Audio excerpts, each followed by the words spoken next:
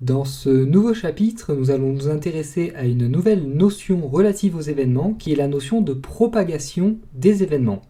Donc on va utiliser le terme de propagation des événements pour caractériser l'ordre dans lequel différents événements vont se déclencher. Alors pour bien comprendre le problème, nous allons immédiatement prendre un exemple concret. Et donc imaginons une page web qui comporte un div et un élément P à l'intérieur de ce div. Maintenant, nous allons donc attacher deux gestionnaires d'événements clic par exemple à notre div et à notre paragraphe. Ainsi, lorsqu'un utilisateur va cliquer sur notre paragraphe, les deux événements vont se déclencher puisque le paragraphe est contenu dans notre div. La question est donc la suivante: lorsqu'un utilisateur clique sur le paragraphe contenu dans le div, dans quel ordre vont se déclencher les événements? Le clic de l'élément P en premier ou celui du div? Donc on va immédiatement prendre un exemple concret comme je vous l'ai dit, afin d'observer le résultat et de le commenter. Donc pour cela, on retourne sur notre éditeur de texte ici. Et donc on va créer donc un div ici, donc div comme ceci. On peut par exemple lui donner l'id div tout simplement. Et ensuite, on place nos deux paragraphes dans notre div. Donc ici, j'ai créé deux paragraphes très simples. Un paragraphe qui contient le texte, un premier paragraphe, et un deuxième paragraphe qui contient le texte, tout simplement un deuxième paragraphe pour ne pas faire dans l'originalité. Donc ici, nous allons accéder à notre div et à notre premier paragraphe. Donc pour cela, on utilise par exemple getElementById pour notre div. By ID, donc l'id div bien évidemment. Et pour notre paragraphe, on peut utiliser la méthode querySelector par exemple. Donc document.querySelector, on lui passe P en argument, comme ceci. Et donc ensuite, on crée, comme je vous l'ai dit, deux gestionnaires d'événements, donc de l'événement clic, un pour notre div et un pour notre paragraphe, donc P1. Donc ici, on écrit div.addEventListener, donc clic, et on va lui passer une fonction qu'on va appeler par exemple message div. Et on va faire la même chose donc pour notre paragraphe P1. Donc ici on change div par P1 bien évidemment. Et donc message div par message P comme ceci. Et en dessous on crée nos deux fonctions, donc deux fonctions très simples qui vont se contenter d'alerter un message. Donc message div, ici alerte, donc événement du div,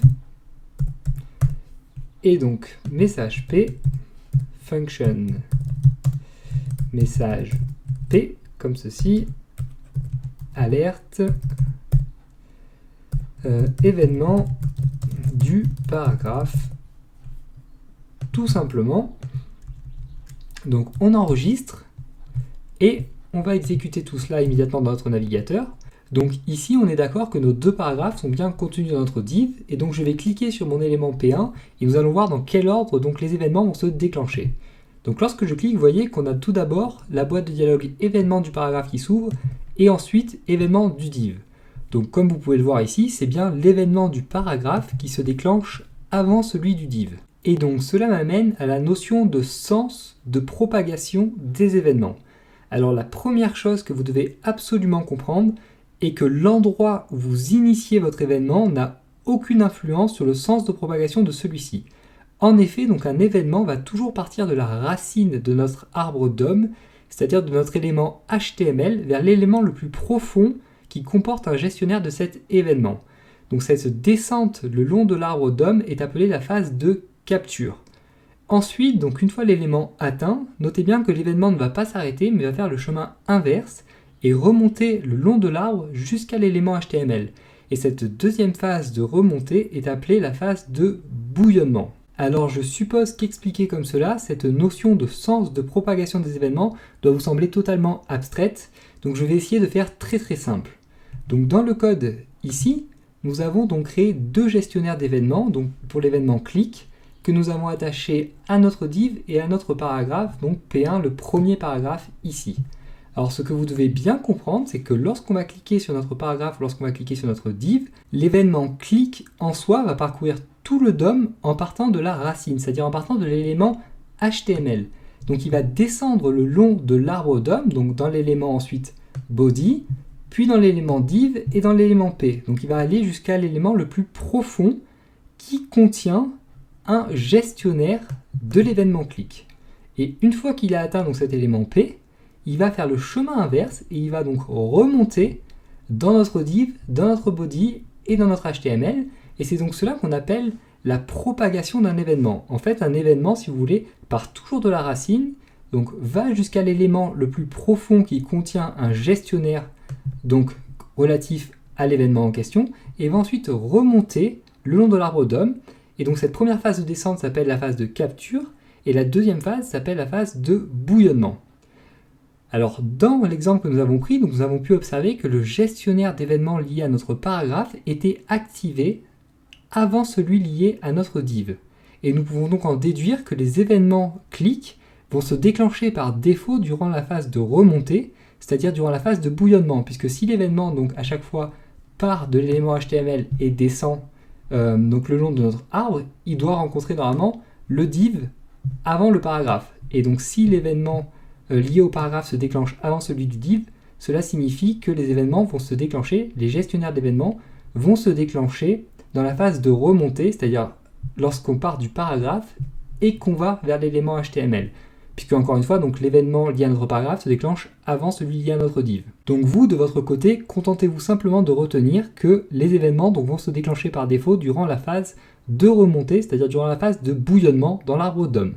Alors cependant, vous devez savoir que nous allons pouvoir choisir durant quelle phase les événements doivent se déclencher et ainsi pouvoir gérer donc l'ordre de déclenchement de ces événements grâce à un troisième argument optionnel que nous allons pouvoir passer à addEventListener.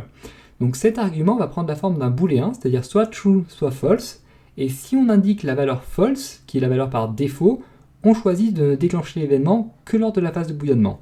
En revanche, si on choisit la valeur true, on choisit de déclencher l'événement lors de la phase de capture, c'est-à-dire lors de la phase de descente dans le DOM. Donc rappelez-vous bien à nouveau qu'un événement part toujours de l'élément racine de notre arbre DOM et descend le long de celui-ci. Ainsi, donc les événements répondant à la phase de capture seront toujours déclenchés avant ceux répondant à la phase de bouillonnement, bien évidemment. Ainsi, donc les événements qui répondent à la phase de capture seront toujours, bien évidemment, déclenchés avant ceux répondant à la phase de bouillonnement. Donc on va prendre un exemple concret ensemble afin que vous compreniez bien comment tout cela fonctionne et vous allez voir que ce qui peut paraître compliqué est en fait très simple. La seule chose que vous avez à retenir donc c'est que les événements vont se propager dans le DOM et vont toujours partir de l'élément racine, c'est-à-dire de l'élément HTML, pour descendre jusqu'à l'élément le plus profond contenant le gestionnaire d'événements et ensuite remonter.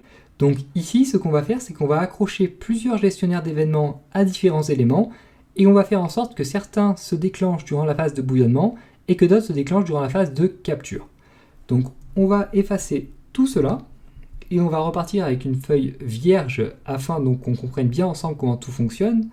Donc ici j'efface tout, hop, je crée un premier div auquel je donne l'id div1 ici, comme cela. Et dans ce div, donc je vais créer un paragraphe, je vais par exemple lui donner l'id p1 afin que tout soit bien clair. Et je vais écrire le texte dedans, phase de bouillonnement, hop, utilisé comme ceci. Ensuite, donc, je vais créer un deuxième div que je vais appeler div2, id égale div2, et je vais placer également un paragraphe dedans, donc id, je vais lui donner par exemple id p2, comme ceci, et je vais écrire à l'intérieur phase de capture utilisé, hop, comme cela. Donc bien évidemment, ici, nous allons déclencher des événements durant la phase de bouillonnement, et ici, nous allons déclencher des événements durant la phase de capture. Donc ensuite, hop, ici, j'ai laissé une balise fermante script, ce qui n'était pas souhaité. Donc, on crée un élément script ici, et on va accéder tout d'abord à notre div1, à notre p1, à notre div2 et à p2. Donc pour cela, on crée une première variable div1 égale document.getElement by id de div1, comme ceci. On fait pareil avec p1, donc document.getElement by id, P1 donc, hop, comme ceci, ici, et on va faire pareil donc avec le div2 et P2, donc on change simplement le 1 par 2, div2, P2, div2 et P2, tout simplement.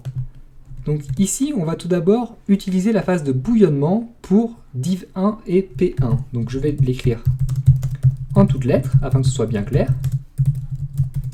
Pour div1 et P1, hop, ici.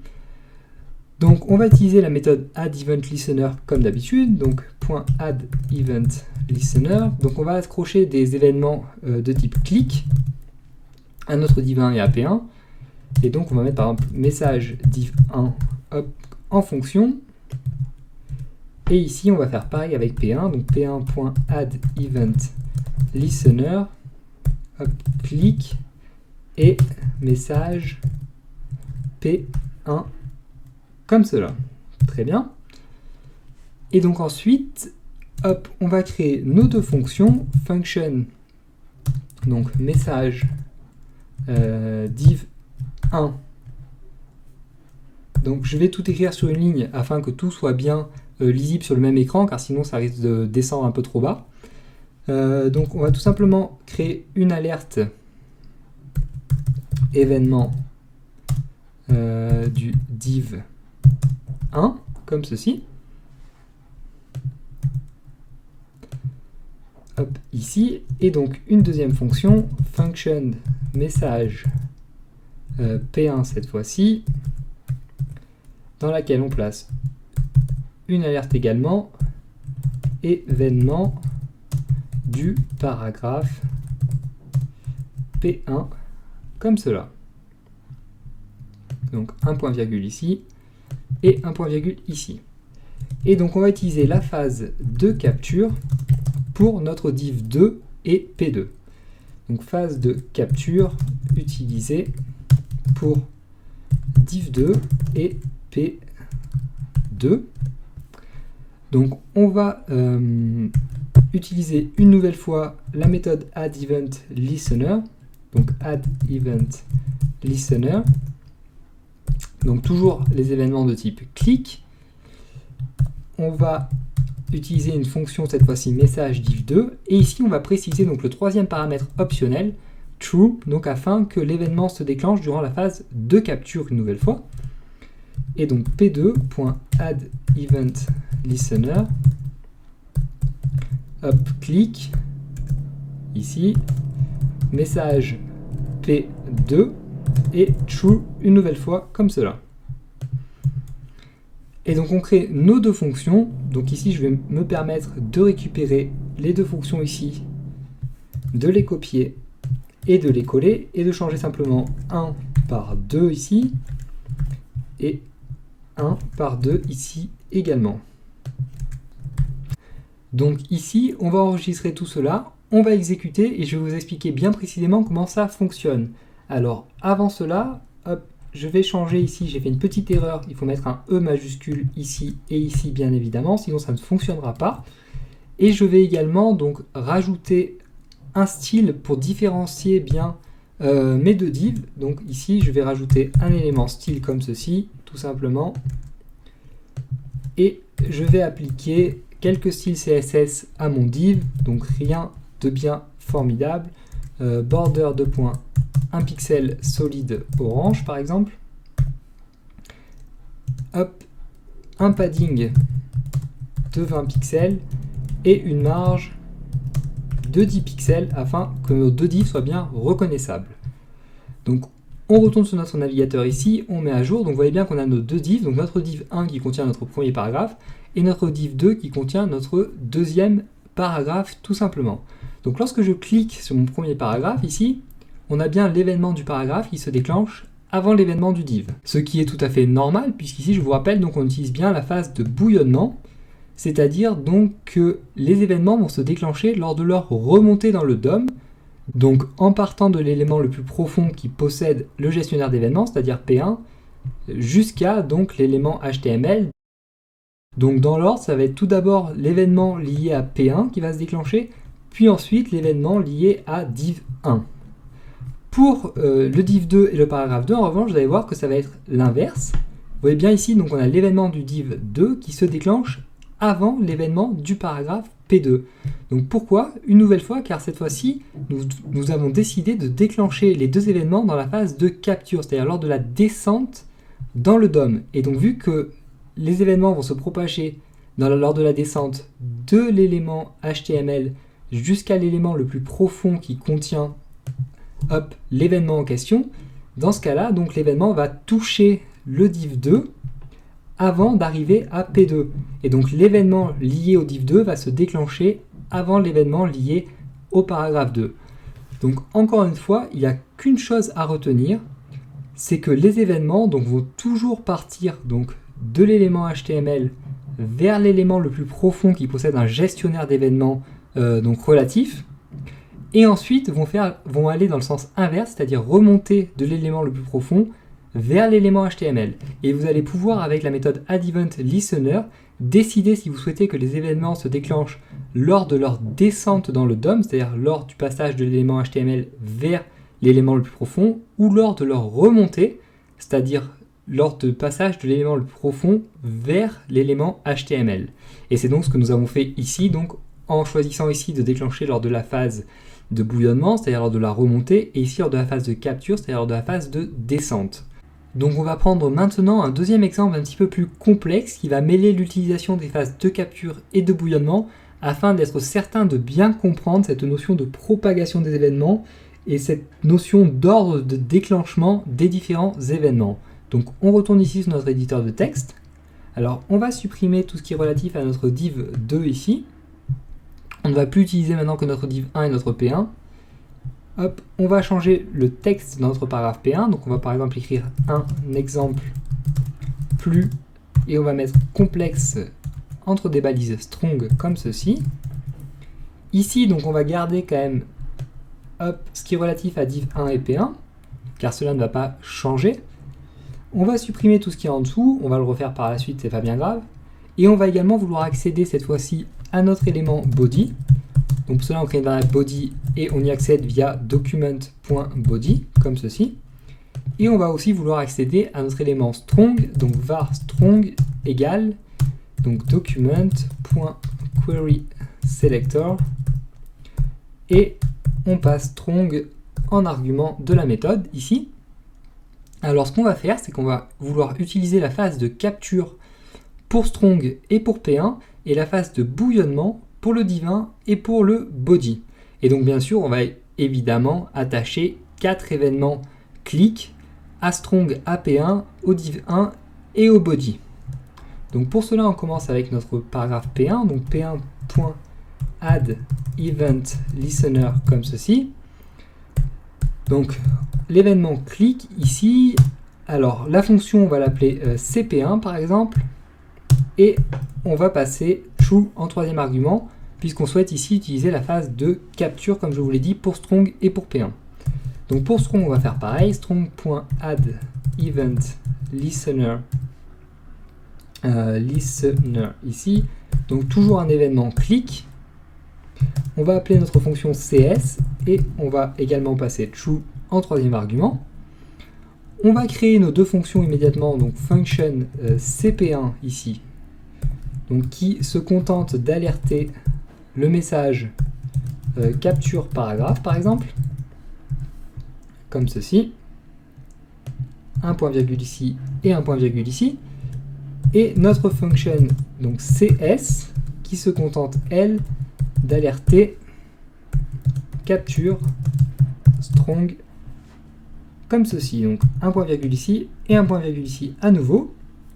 Et ensuite donc on va utiliser comme je vous l'ai dit la phase de bouillonnement pour div 1 et body en attachant bien sûr deux événements click à ces deux éléments, donc div1.addEventListener click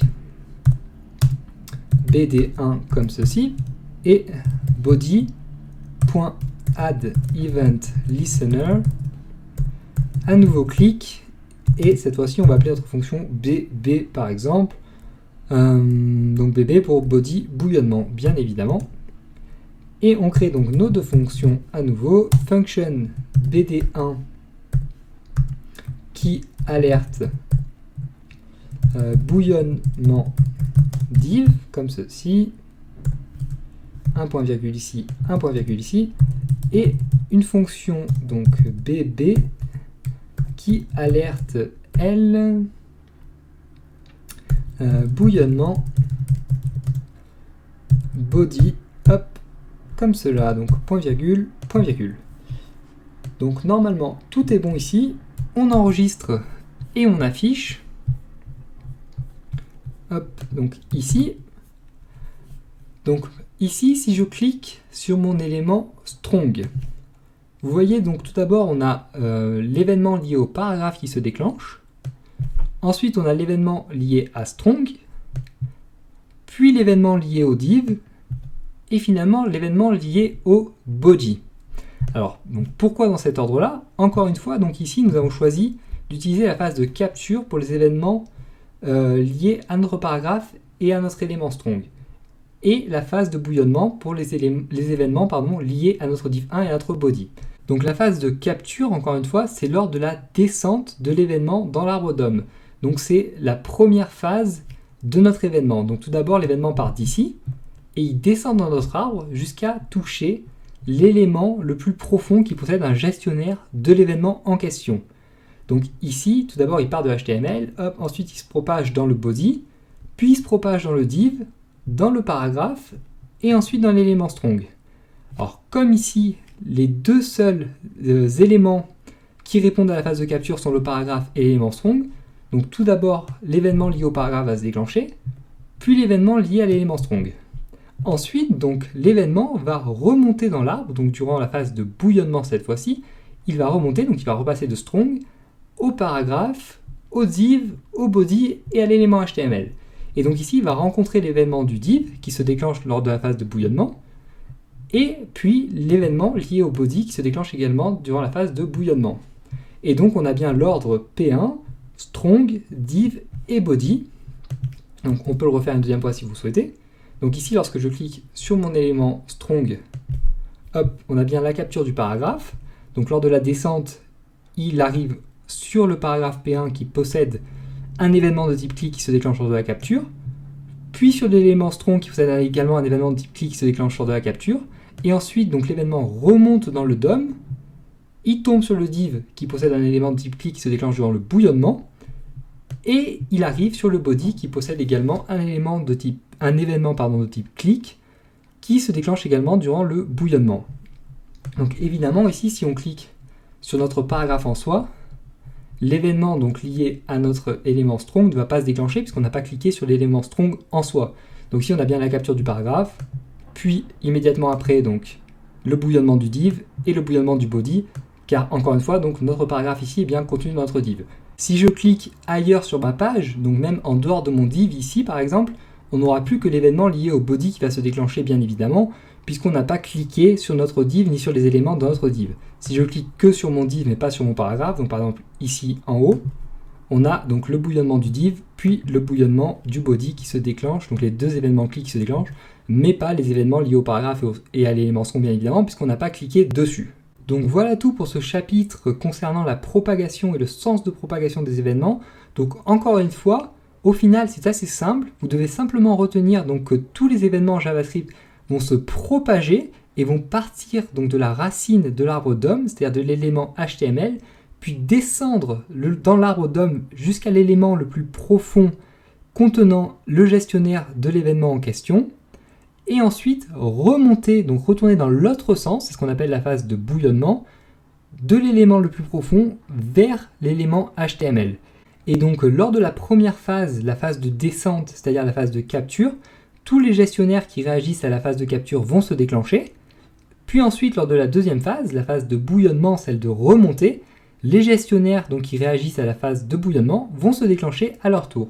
Donc voilà tout pour le phénomène de propagation des événements. Alors encore une fois, je peux tout à fait comprendre que cela puisse paraître compliqué a priori, mais si vous faites l'effort de bien revoir ce chapitre à tête reposée, vous allez voir que c'est au final assez simple à partir du moment où vous comprenez bien donc ce que j'ai expliqué, c'est-à-dire que les événements partent de la racine du DOM, descendent, puis remontent et déclenchent donc les gestionnaires dans la descente et dans la montée selon que le gestionnaire réponde à la phase de capture ou la phase de bouillonnement. Donc dans le prochain chapitre, nous allons cette fois-ci nous intéresser à l'objet event en soi.